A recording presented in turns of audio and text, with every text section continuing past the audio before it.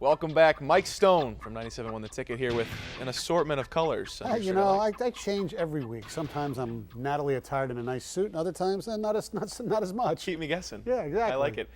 The Tigers not exactly keeping us guessing. It's been kind of the same story for the past couple weeks here. They can't get any late hits. It's incredible. They are, I think, only Seattle has scored less runs from the 7th inning on than the Tigers. And when you look at that lineup, how can that happen? It's a disgrace. It really is, except for, you know, Cabrera and Peralta, although he struck out today in a big situation. Guys have not been clutch at all, and it's very disheartening because, look, the bullpen gets a lot of the blame, justifiably. But they wouldn't have to go to the bullpen as much, or at least give them a much better cushion if they could get some key hits, and they haven't gotten key hits. Verlander last night, finally getting back on track. A better performance for him, probably the best he's had in 2 weeks. Yeah. And then they can't get anything across the plate late. Yeah, and then he gave up that, you know, the home run to Luke Scott, which is Right. a bad pitch. Today, bases loaded, no outs. The worst, you figure they're going to get like a sacrifice fly and get one home. No, a short fly ball, and then a ground out by Jackson, and then Torrey Hunter with a lazy fly ball. It's not going to get it done.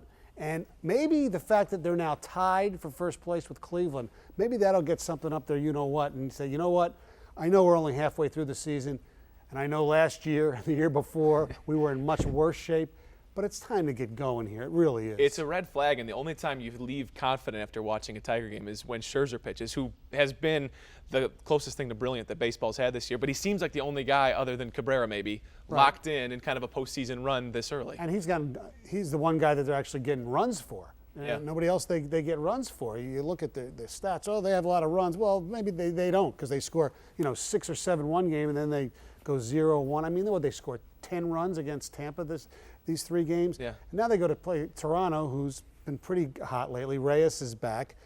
And then they go to Cleveland. I mean, the one thing that they have going for them is they haven't played the White Sox yet.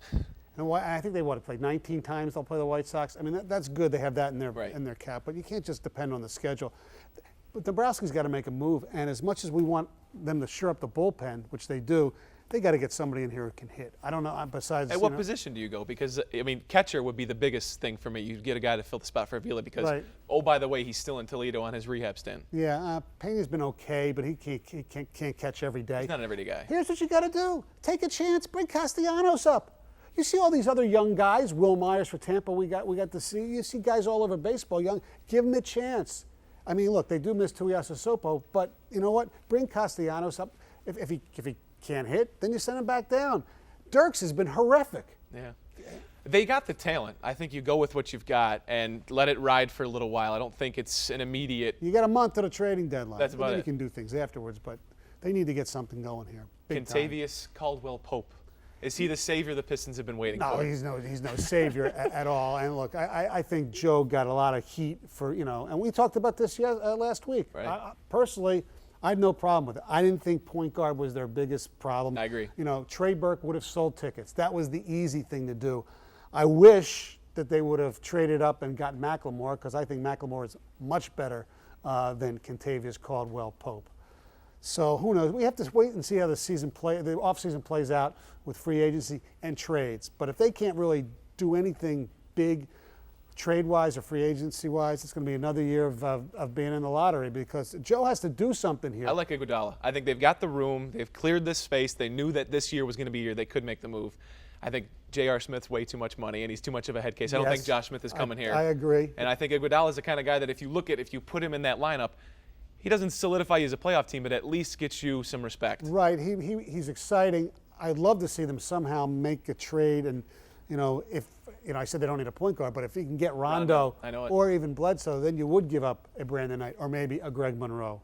But it's worth it at that point. Yes, absolutely. All right, Stonehead of the week. Stonehead, goes to Jessica Korda.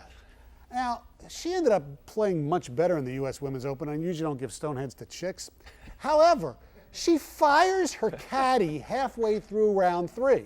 It did help her, but still, you fire your caddy because you're not playing well?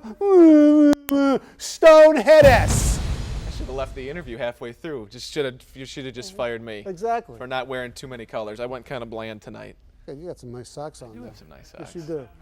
kind of some blue candy canes. Mike Stone, wake up with them every morning on 97.1 The Ticket, Monday through Friday. Have a great holiday. Thank you. Stoney's Stonehead of the Week is brought to you by Capital Mortgage Funding, the best mortgage bankers. Call 1-800-LOW-RATE.